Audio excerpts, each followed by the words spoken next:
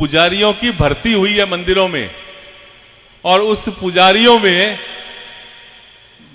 ब्राह्मणों के अलावा भी सिर्फ जिनको संस्कृत भाषा जिन्होंने सर्टिफिकेट लिया हुआ है उसको इस योग्य मान करके कि वो उस पूजा को कर सकता है और उसको पुजारी की नियुक्ति दे दी गई है।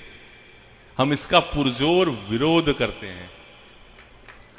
हमारी जो मांग है, इस विषय को समझ लें आप, हमारा यह कहना है कि देव स्थान के मंदिरों में अनेक काम है।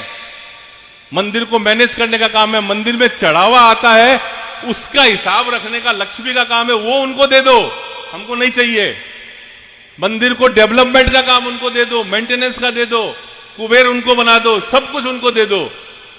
लेकिन मंदिरों में जो पारंपरिक पूजा होती है, अलग अलग विधान है पूजा करने के लिए। गौ माता की पूजा का अलग विधान है, कृष्ण की पूजा का अलग विधान है, शिव की पूजा का अलग विधान है, हमारे रामानंद संप्रदाय अलग है, रामानुज संप्रदाय अलग है। तुम अनिष्ट करने का काम कर रहे हो कि हमारे हजारों वर्षों के इन मंदिरों में जो एक पारंपरिक रीति रिवाज से पूजा हो रही है, वहां पे एक जुगाड़ से संस्कृत पढ़े हुए का सर्टिफिकेट लाने वाले व्यक्ति को तुम पुजारी बना रहे हो। वो पुजारी का मतलब क्या होता है? देव स्थान में जो मूर्ति लगी होती है भगवान की, उसको कानून की भाषा में परपेचुअल माइनर कहते हैं, अर्ध विकसित बालक।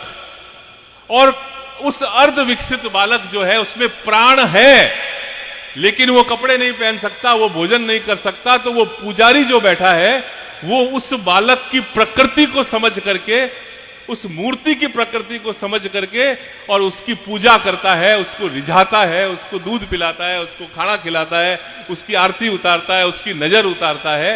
ये पुजारी का मतलब होता है लीगल भाषा में, कानून की भाषा में। और वहां पर तुम ये खिलवाड़ कर रहे हो। विप्र फाउंडेशन ने इसका विरोध किया है।